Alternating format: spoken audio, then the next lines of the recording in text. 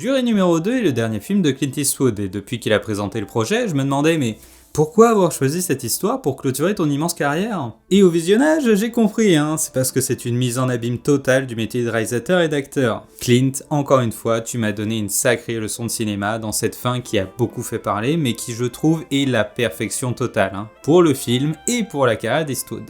On n'est pas sur un film à rebondissement, mais plutôt à suspense, car au bout de seulement 10 minutes, on connaît toute la problématique du film. Notre héros devient un juré dans un procès sur un meurtre, et alors qu'on lui expose les faits, il se rend compte qu'il était au même bar ce 25 octobre. Et bizarrement, en rentrant chez lui, il pensait avoir percuté un cerf. Sauf que c'était pas un cerf, mais une piétonne.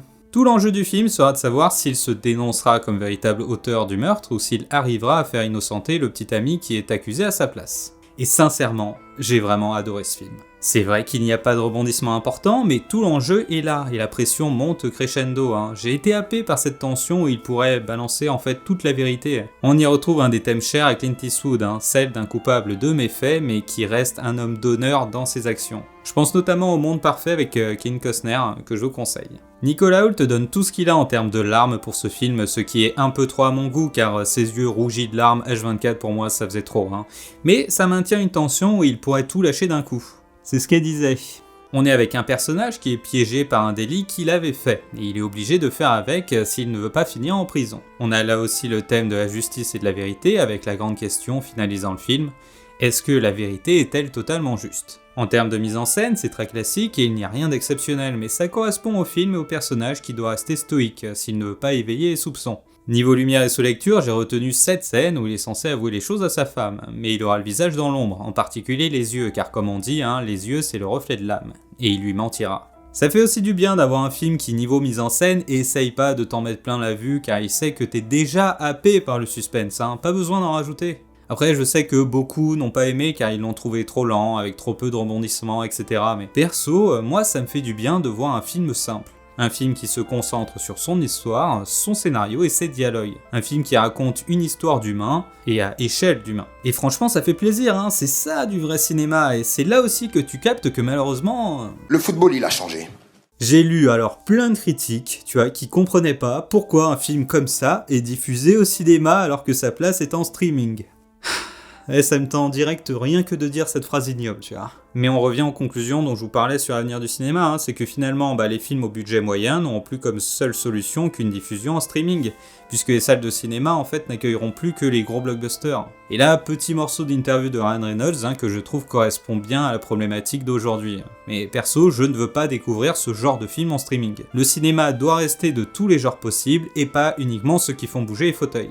Honnêtement, j'ai adoré ce film car il se tient. Il est bien écrit, même s'il y a 2-3 facilités, car c'est abusé de partir en procès sans avoir de preuves directes incriminant le suspect, et surtout sans avoir d'arme du crime. Ouais, j'ai vu plein de docu Netflix, t'as vu. Mais là encore, il y a eu plein de procès où on a désigné coupables des gens sans avoir de vraies preuves, donc voilà, techniquement ça marche.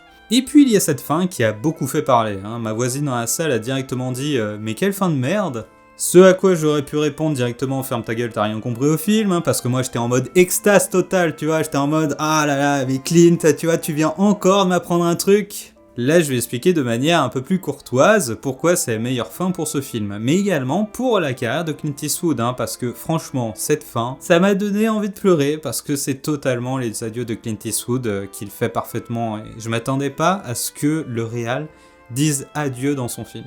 Eh vas-y, ça me touche rien que de dire ça, c'est Clint Eastwood aussi, bon. Mais d'abord, pourquoi Clint Eastwood a voulu raconter cette histoire précise pour finir sa carrière? Pour moi, il explique totalement la vie d'un réalisateur ou d'un acteur au travers de ce procès, car finalement, quel est le taf principal d'un réalisateur qui veut faire son film? C'est celui de convaincre. Convaincre les gens qui l'entourent que cette histoire fera un bon film, et pour finir, le plus important, convaincre le spectateur. Tout comme le métier d'acteur. Là aussi, le métier d'acteur est celui de convaincre. Il devra transmettre sa vérité de la manière la plus subtile possible pour que personne ne capte qu'il joue un rôle. Moi je trouve ça magnifique comme mise en abîme des métiers du cinéma. Ici, sur ce banc, le débat est de savoir si la vérité rend justice, alors que dans ce cas, pas forcément. Tout comme au final, il n'y a ni bon ni mauvais film. C'est pour ça que cette fin est parfaite, car Clint Eastwood laisse au spectateur être seul juge de l'histoire. Il arrête son rôle de réalisateur et donne tous les pouvoirs au spectateur qui doit imaginer la suite. Littéralement, dans son film, avec juste cette coupure, Clint Eastwood nous dit adieu. Il ne continue pas son taf de réal en nous donnant la réponse sur la finalité de l'histoire, mais préfère nous laisser décider de la fin. Il nous rend juste le pouvoir de jugement sur son film, car finalement, nous tous spectateurs, tous ensemble, déciderons si ce film sera vu par les générations futures. Nous tous en tant que spectateurs sommes les seuls juges des films que nous voyons, et même si sur cette chaîne je donne mon avis et mes analyses, ça reste mon avis. Tout comme il nous laisse seul juge de savoir si c'est mieux d'emprisonner un coupable qui a une femme et un gosse, ou bien l'ancien délinquant mais qui est innocent. Perso, ma théorie c'est qu'il restera libre et que l'autre a été libéré, car si elle venait pour l'arrêter, j'imagine qu'elle aurait pas été toute seule. Ou alors l'autre s'est pendu en prison et ça règle le problème. Par contre, il y a un problème, vu qu'on parle de problème, tu vois. Je sais pas qui est l'abruti au département marketing qui s'est dit que ce titre serait judicieux. D'après ce que j'ai lu, il y a beaucoup de gens qui ne sont pas allés le voir car ils avaient pas vu le 1. Et c'est pas qu'aux États-Unis, même en France. Pour moi, le problème, c'est le titre du film qui explique le flop. Sinon, autre conclusion, c'est parce que les gens sont devenus incapables de regarder un film normal au cinéma. Ce dont je doute car on était quand même beaucoup dans la salle. J'avoue que c'est avec beaucoup d'émotion que j'ai quitté cette salle de ciné.